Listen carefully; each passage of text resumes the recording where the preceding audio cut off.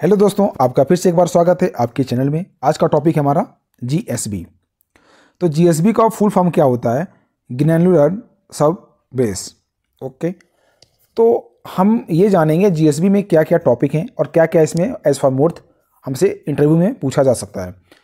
First of all, जो हमारा मोर्थ होता है, तो क्लॉज 401 में आप जाओगे तो वहाँ पे आपके बारे जो हमारा जीएसबी है वहाँ आपको दिख जाएगा। ठीक है, जो हमारा मोर्थ 5th रिवीजन है, आप वहाँ से इस चीज़ को देख सकते हैं, क्लॉज 401। तो इस वीडियो में हम फुल जीएसबी के बारे में डिस्कस करेंगे। जो हमारा जीएसबी होता है, सीबीआर मिनिमम कितना होता है, साइड की bulk density, as for MoRTH bulk density क्या होती है, जो हमारी एमडीडी होती है वो क्या होती है, जो हमारा जीएसबी है उसका minimum thickness maximum thickness as per MoRTH क्या होता है, जो हमारी जीएसबी है उसका ग्रेडिंग क्या होता है, जो हमारा जीएसबी है उसका कंपैक्शन क्या होता है, टोलेंस क्या होता है, वाटर एब्जॉर्प्शन क्या होता है। तो इस वीडियो में पूरा हम लोग डिस्कशन करेंगे। तो हम लोग आगे बढ़ते हैं, जीएसबी के बारे में फुल डिटेल देखते हैं। फर्स्ट ऑफ ऑल, इसका जो वर्क होता है वो क्या होता है? Working platform provided and drainage layer.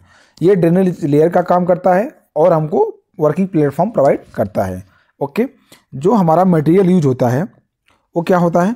Natural sand, crushed stone, crushed gravel, different type of material as per IS code. जो हमारा आईएस कोड के अकॉर्डिंग उसको हम क्या देखते हैं? Natural sand, crushed stone, crushed gravel हम लोग किसके अकॉर्डिंग लेते हैं? एज पर आईएस कोड, जो भी हमारा साइज होगा या जो भी हमारा आईएस कोड के अकॉर्डिंग हम इसको लेते हैं। नेक्स्ट टॉपिक क्या आ गया हमारा? सीबीआर। तो पहले हम जानेंगे सीबीआर का फुल फॉर्म क्या होता है। तो सीबीआर का फुल फॉर्म होता है कैलिफोर्निया बेयरिंग रेशियो। तो जो हमारा कैलिफोर्निया बेयरिंग रेशियो होता है वो हमारा क्या टेस्ट करता है? बेयरिंग कैपेसिटी चेक करता है। किस चीज़ का? जीएसबी का।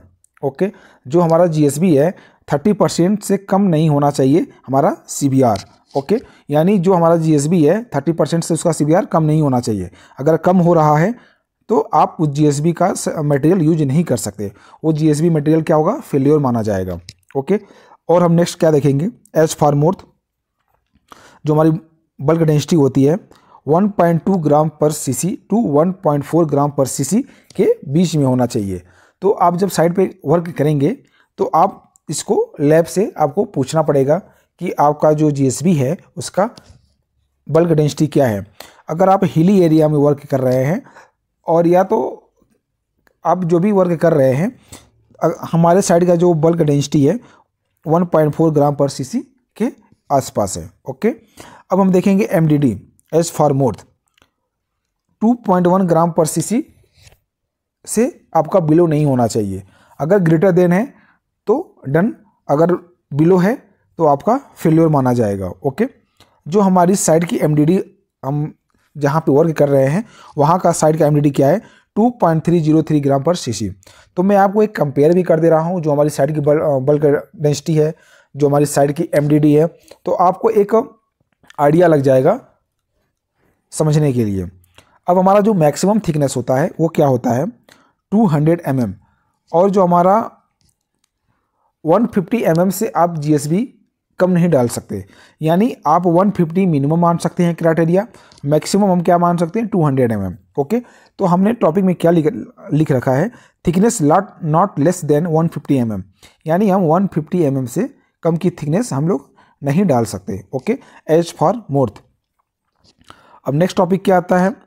Grading for granular sub base material. Okay, तो जो हमारा आईएस कोड होता है, आईएस कोड 2386 पार्ट 3, इससे हम कौन सा टेस्ट करते हैं?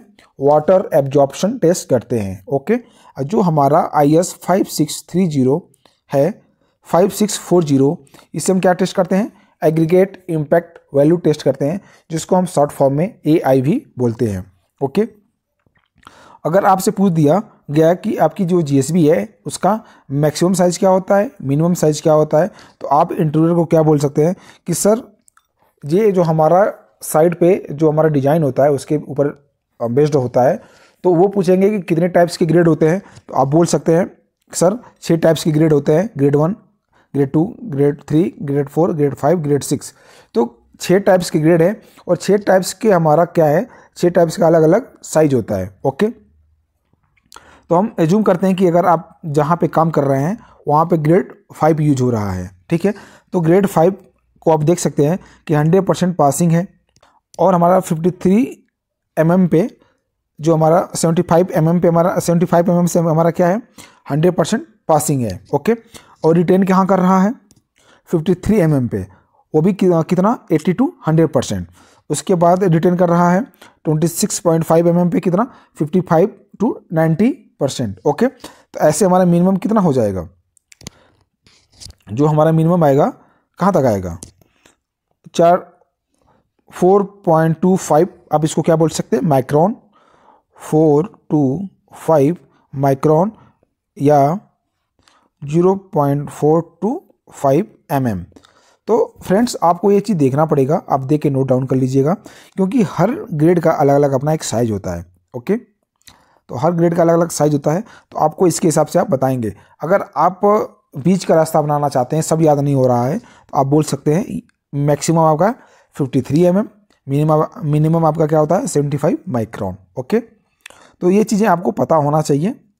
ये जो हमारा कंपेक्शन होता है 98% से कम नहीं होना चाहिए, मोर देन रहेगा तो वेस्ट है, लेकिन नॉट लेस देन, अगर नॉट लेस देन आ गया यानी 97% भी आ गया तो आपका बेड क्या माना जाएगा फेल माना जाएगा, ठीक है। और हमारा मैक्सिमम डाई डेंसिटी है वो टेस्ट किसके अकॉर्डिंग होता है IS 2720 पार्ट 8 के अकॉर्डिंग टेस्ट होता है। जो हमारा टोलेंस होता है, टोलेंस कितना होना चाहिए ±10 mm, ओके। जो हमारा GSB होता है उसका टोलेंस कितना होना चाहिए ±10 mm होना चाहिए, ओके। जो वाटर एब्जॉर्प्शन होता है मैक्सिमम 2% वाटर एब्जॉर्प्शन होना चाहिए, मैक्सिमम 2% होना चाहिए, ओके। अगर इससे ज़्यादा होगा तो आप वो मटेरियल यूज नहीं कर सकते। जो हमारा मॉइस्चर कंटेंट होता है 1% to 2% बिलो OMC यूज होती है, ठीक है।